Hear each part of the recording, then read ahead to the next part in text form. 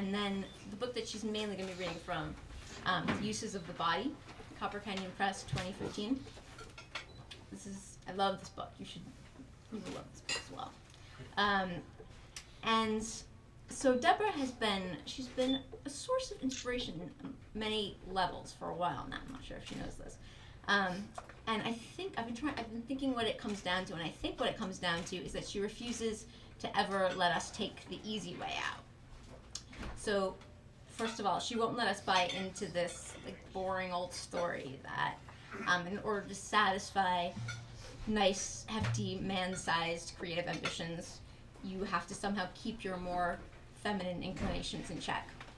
She doesn't let us do that because far from hindering her creative ambitions, motherhood and pregnancy and birth have only furthered her art. And then in her poetry, she won't let us get away with any false romanticism at all, or self-delusion. She's a realist, and her poetry forces us to be realists too.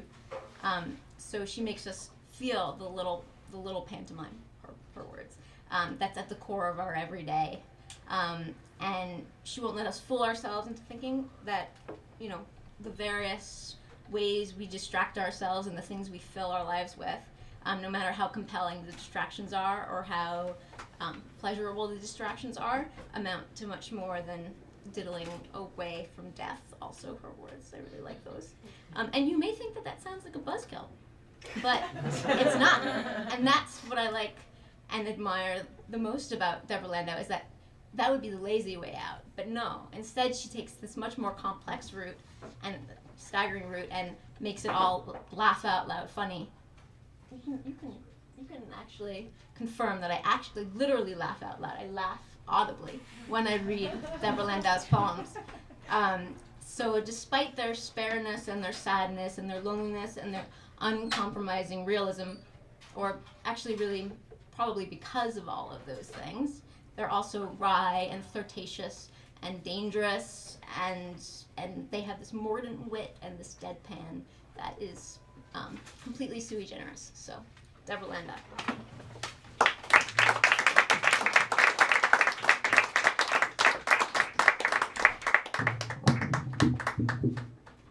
Thanks, Danielle. I really love your poems too.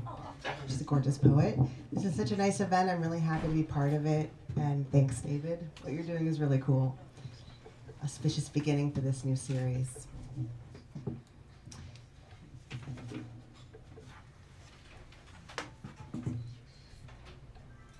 Solitaire. Oops. Try that again. Solitaire. One summer there was no girl left in me. It gradually became clear. It suddenly became. In the pool, I was more heavy than light, pockmarked and flabby in a floppy hat. What will my body be when parked all night in the earth? Midsummer, breathe in, breathe out. I'm not on the oxygen tank. Twice a week we have sex. The live girls poolside, I see them at their weddings. I see them with babies, their hips thickening. I see them middle-aged. I can't see past the point where I am. Like you, I'm just passing through. I want to hold on a while. Don't want to knot or forsake. Don't want to be laid gently or racked raw. If I retinol, if I marathon, if I vitamin C, if I crimson my lips and streakish my hair, if I wax, exfoliate, copulate beside the fish-slicked sea. Fill me, I'm cold. Fill me, I'm halfway gone. Would you crush me in the stairwell? Could we just lie down?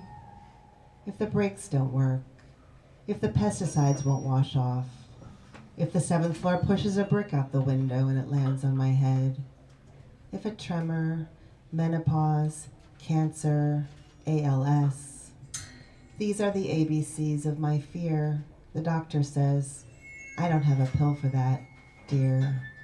Well, what would be a cure-all, ladies? Gin and tonics on a summer night? See you in the immortalities. Oh, blurred. O tumble rush of days we cannot catch. That was so eerie. It was kind of freaking me out. Wow. All right, so I'm going to read some excerpts from a long sequence in the middle of the book, and I'll just pause between sections. So that's what I'll be doing, and then flipping pages, unfortunately. Okay. Mr. and Mrs. End of Suffering. The uses of the body are manifold. Lips, fingers, the back of the neck. One should make as full a use as possible before time's up. In paradise, you should appreciate. Don't squander. Take a deep, juicy bite, then swallow. Peaches are meant for tasting. In paradise, we lay and many afternoons brought pleasure and relief. Men look at me like they have the thing I want. That somber, hungry force field smack on. It lies there. Is he aware? I cannot see where this will end. I can see where I need to go, but never get there. When I lie in bed, my limbs go numb. When the sky darkens, the urge is there, but also the mandate to tamp it down. Always the urge, always the mandate. You're still young, Paul says, but youth will burst all at once and be gone forever. The uses of the body are wake up. The uses of the body, illusion. The uses of the body, rinse, repeat, to make another body. September, draw the blanket up, lace your shoes. The major and minor passions, sunlight, hair. The basic pleasures, tomatoes, Keats, meeting a smart man for a drink. The uses of the body, it's only a small house. It gets older.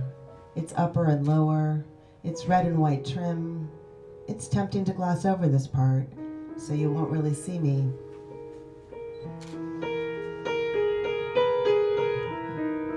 In my opinion, handsome Dr. Randy, you are brown-haired and Roman, swift with your hands.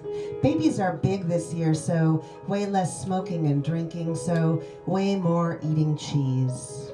I have someone to give birth to, and he has all the credentials, heartbeat, feet. His father helped out. We decided to make him standing in the bathroom one night. We made him with things we had around the house. We made him with our own pots and pans. I still have the pantry, the pocket, the mandate. It looms there. A child. We set out and then he went out the right way, head first, and we made it to the clearing. We made it out, then he and I were in a blinking, in a fuzz-down lair. The uses of the body, nursing, lightning, the clear, warm sea. I don't cook, but I could make a baby, and he was warm and plump as pie. I dreamed him, and there he was, miniature, vast, and unhygienic. He was my homework, and I took him home. The baby was pathetic. All he could do was nod up, blank cry, and open his eyes. The two of us were nocturnal mostly. In exile, we regressed to a prostrate luxury, as if now would never be thirsty or die, not ever. And look at me, all my guilt peeling off. The uses of the body are heavy and light. Bellinis, cradles, carousels, biopsies, sobriety, sensible shoes. I'm cozy. I'm full of want until chest pain, until a heavy cramp, the pain of form. See how caught up we are in our habitual flying patterns until we have to look the unfair doctor in the eye. The genitals are irrelevant then. Dr. Rutkowski, what was it you said?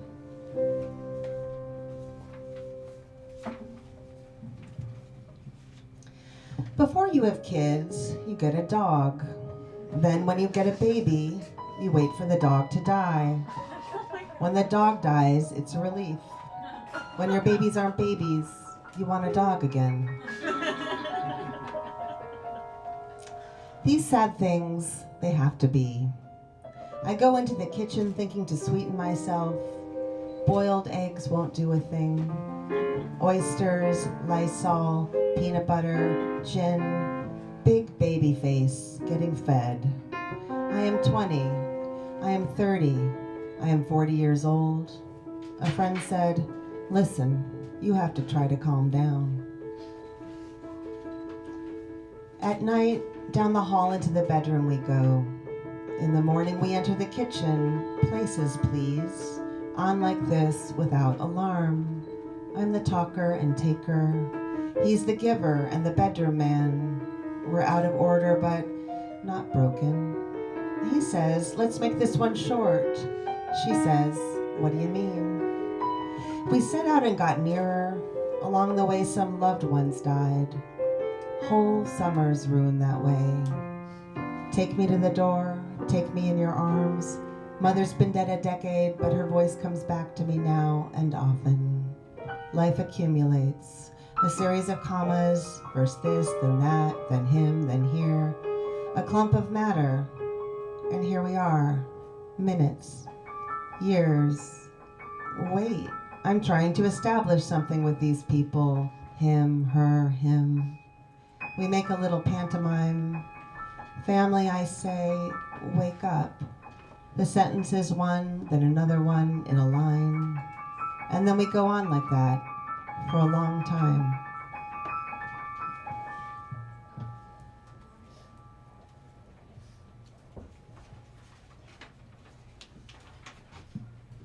This makes me feel like I should be singing, but I don't sing. Let's get into your music. I can't help it. It's weird. We should rehearse this. Surprised. Okay.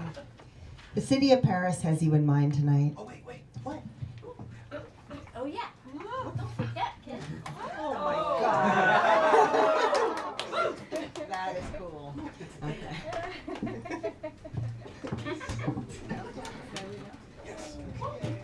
Cue the accordion.